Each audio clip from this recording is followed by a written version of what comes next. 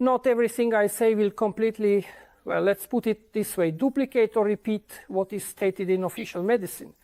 The thing is, official medicine has its own, let's say, established point of view. And it is not always correct. It does not always correspond to the truth or even to the basic physiology of the human body. The official viewpoint on atherosclerosis is as follows. Because a person eats a lot of fried foods, fatty foods, pork, or has an unhealthy diet, as a result, their liver produces a large amount of cholesterol, or even just by eating something fatty. And cholesterol, well, fatty food enters the body. Because of this, their cholesterol level in the blood increases. And this cholesterol starts to clog the blood vessels, depositing on the walls of the vessels. And that's why the official version of atherosclerosis says, take statin medications. Statins will reduce the liver's production of cholesterol or simply lower cholesterol levels in general. How they do it doesn't matter. And then because of this, you'll have what? But in reality, there is no solution. That is, the plaques that were there still remain. And so they tell the person, well, if you have plaques, just take cholesterol medication, the plaques will grow more slowly. The flaw in this theory, guys, is that diet in atherosclerosis, the first point, diet actually has nothing to do with it at all. The thing is, people who have atherosclerosis, who started eating in general, and they have a predisposition to atherosclerosis, I'll explain right now what this is about, what we're talking about. The thing is, people changed their diet, started eating only cabbage and cucumbers and cabbage, for a month, an entire month of just cucumbers and cabbage. That is, those foods, those products that definitely won't cause an increase in cholesterol. But after a month of such a strict, harsh diet, when their cholesterol is checked, the cholesterol is off the charts. And this is a very important factor by which we can clearly say that diet does not affect cholesterol levels at all. The cholesterol you eat, exogenous cholesterol, never goes toward forming an atherosclerotic plaque. Only endogenous cholesterol produced by the liver is used to form plaques. By the way, in cases of bile stasis, which can happen because a person eats improperly, it's still this endogenous cholesterol. It's in no way related to what you eat. Therefore, to claim that diet somehow affects atherosclerosis is fundamentally incorrect. That's the first point. Second, let me explain to you why an atherosclerotic plaque forms and grows.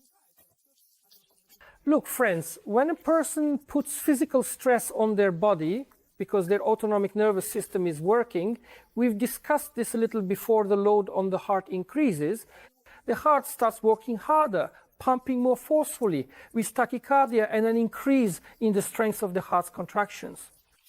As a result of these strong heart contractions, there is a powerful pulse wave, and the blood that enters the aorta and then flows through the vessels causes the vessel walls to stretch.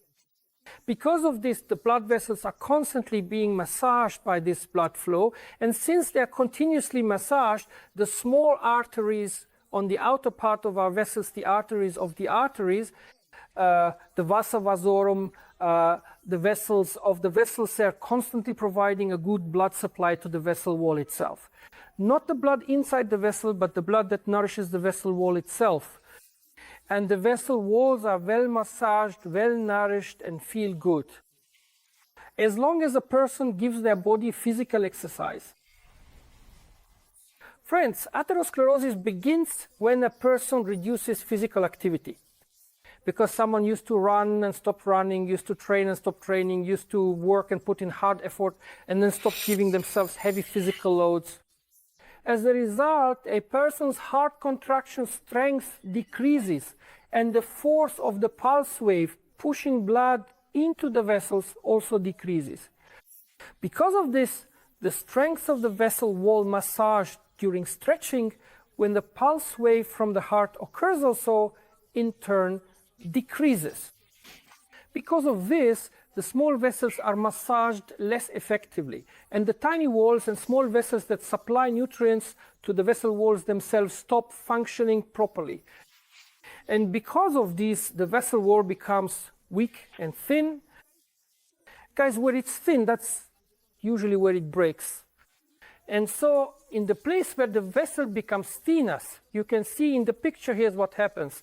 Due to poor nourishment, the inner wall, the endothelium of our vessels becomes less smooth and more rough. And since it becomes rough, look at picture 2, it starts to catch everything that floats in our blood. So on this rough, thin wall, something fatty and sticky begins to accumulate. You know what that is? You know, cholesterol. Cholesterol, which is produced by the liver and serves, let's say, to soften and smooth out the blood vessels, begins to deposit in the place where the wall becomes thin in order to strengthen the wall and so that the inner endothelial lining is not so rough. In other words, cholesterol is deposited as a kind of polishing or filling substance in the place where the vessel wall has become thin and the endothelium, the inner lining, has become rough. That's what you see in picture 3. But then some interesting things start to happen there. This little bump itself begins to catch everything that floats in the blood. In addition to cholesterol, prothrombin starts to accumulate there, platelets begin to disappear, and over time even cells leukocytes and erythrocytes start to get stuck. And it turns out that in the place where a person has noticed, even artists depict this in illustrations, the spot where a person has a plaque, that's where the vessel has become thin. So when you ask why the plaque developed exactly in this spot, not a centimeter higher, not 2 centimeters lower, but right here, the reason is that in this place the vessel became thin. But why did it become thin in this particular spot? Because it was in this very place that the vessel was stretched the most by the heart's pulse pressure during heart contractions. And it became thin here when the pulse contractions of the heart decreased due to the person's reduced physical activity. Essentially, an atherosclerotic plaque grows because a person has reduced the physical load on their heart. And it turns out, by the way, that atherosclerotic plaques essentially grow in 3 places. Well, technically, they grow in all vessels due to atherosclerosis, but the critically important places are the vessels of our carotid artery. In the vertebral arteries, atherosclerotic plaques do not occur, but at the bifurcation point where the common carotid artery splits into the internal and external carotid arteries, the development of such atherosclerotic plaques often takes place, and this disrupts the blood flow to the head. There, when an ultrasound examination of the brain vessels is performed, they sometimes find truly catastrophic cases of these vessels being narrowed by 50, 60, or even 70%. At that point, I really have to ask how vessels that are functioning at only 30% capacity can possibly supply blood to the brain. In other words, this is already a bad situation. These atherosclerotic plaques often form in the coronary arteries of the heart, and when they are present in the coronary arteries, blood does not reach certain areas of the heart, leading to a weakening, a deprivation of blood flow ischemia, and this results in ischemic heart disease. Sometimes such atherosclerotic plaques are also found in the iliac and femoral arteries of the legs, and in that case, ischemic disease of the legs develops. In other words, atherosclerosis of the vessels of the lower limbs, which is often accompanied by gangrene. But friends, the cause is always the same. The reason is that a person has reduced their physical activity. As a consequence, the blood vessels in certain areas become thin, and cholesterol is merely a means to strengthen these weakened vessels. Cholesterol is not actually the main enemy there, so there's no need to fight it so aggressively. But it is cholesterol that people end up fighting against. Guys, how is atherosclerosis treated here? Well, to be honest, atherosclerosis here is always treated by prescribing statins to people, and that's it. When I ask the question, all right, you prescribed statins, will that solve the problem? The answer is no, it won't solve the problem. The atherosclerotic plaque remains just as it was. They say it will grow more slowly, but in practice it still keeps growing. It does lower cholesterol, but excuse me, even with lower cholesterol, the plaque continues to grow, and that's why prescribing these drugs, simvastatin, which are called statins, atorvastatin, rosuvastatin, lovastatin, these drugs only disrupt the metabolism of the liver itself. The liver will suffer from this, the liver will be damaged and will hurt. In other words, fatty liver disease worsens and progresses as a result of taking these drugs. Bile stasis also increases when taking these drugs. But there is no real benefit for the cardiovascular system or for atherosclerosis. I understand that what I'm saying now goes against the general propaganda promoted in medicine, where statins are prescribed to everyone, where all the doctors who are bought by the pharmaceutical industry always prescribe statins and say that everyone should take them. Lower your cholesterol. Guys, it's pointless.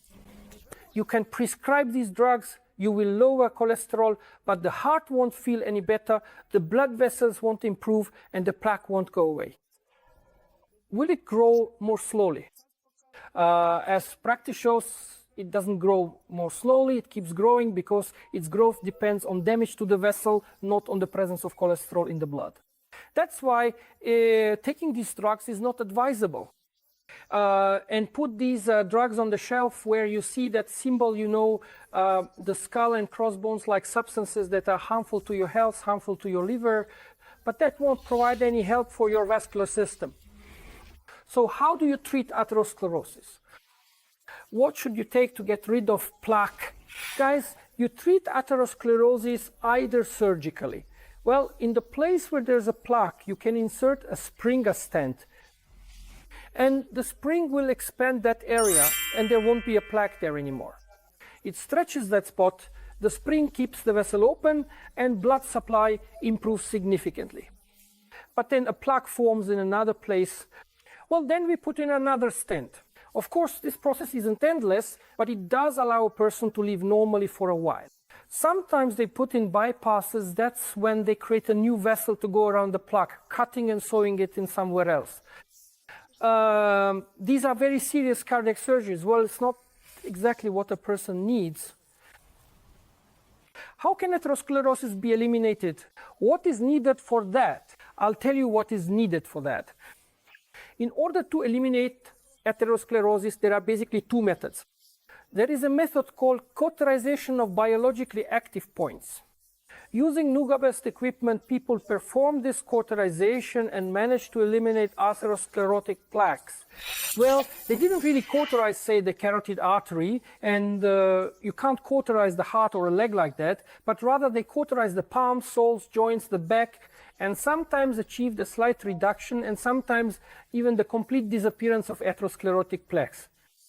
But I actually recommend doing something a little different. To fight atherosclerosis, to have a healthy heart, healthy blood vessels, and healthy coronary arteries, I recommend doing the following. Here, write down this recipe how to get rid of atherosclerosis.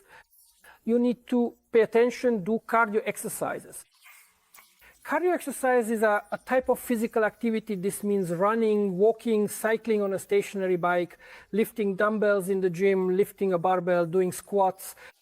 I understand that many people have their musculoskeletal system in a damaged or semi-damaged state.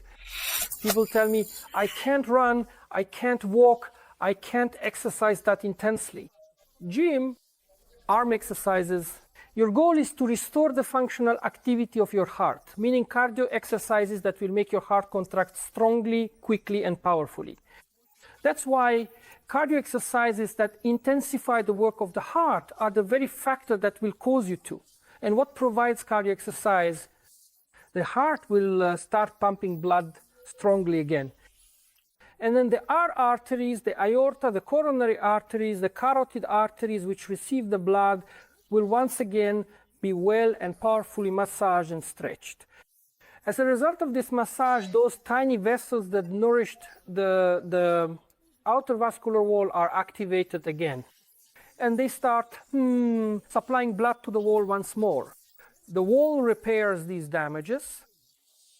Yes, the plaque remains for a while, but then as the plaque becomes unnecessary for the organ, it starts to This is called, like with an organ that isn't used, it undergoes atrophy from inactivity. Atrophy from inactivity, and then little by little, the fatty tissue from the plaque starts to be used as a resource by the body, and the plaque decreases. This is the condition of the vessels after 6 months. This is the condition of the vessels after a year of physical activity and training. The same cauterization that leads to the restoration of capillary supply, this is the result. This is the result of eliminating atherosclerosis without stents, without surgery, and without taking any medications. This is the result of eliminating atherosclerosis. And the recommendation I'm giving you now is physical activity, cardio exercises, and training. Remember the prescription for a healthy heart that was invented 3,000 years ago, 10,000 steps a day. Maybe you're no longer able to run? Start walking. Start walking. And if you have a bad back, use those walking poles. Nordic walking, start moving. If it hurts to walk, if you have problems with your knees or back, use a stationary bike. Get yourself a treadmill and walk at different speeds. Maybe it's hard for you to work with your legs, even though you need to use your legs. Do it with your arms, do it with specific exercises for your legs and arms. You need to work on your vascular system so that your heart gets some exercise. This is the only factor that will address the problem of atherosclerotic plaques. Because if you don't address it, atherosclerosis can cause blockage of the heart's blood vessels, and over time, this eventually leads to coronary heart disease. It's this very coronary heart disease caused by atherosclerosis, called atherosclerotic cardiosclerosis, that we'll discuss in the next video.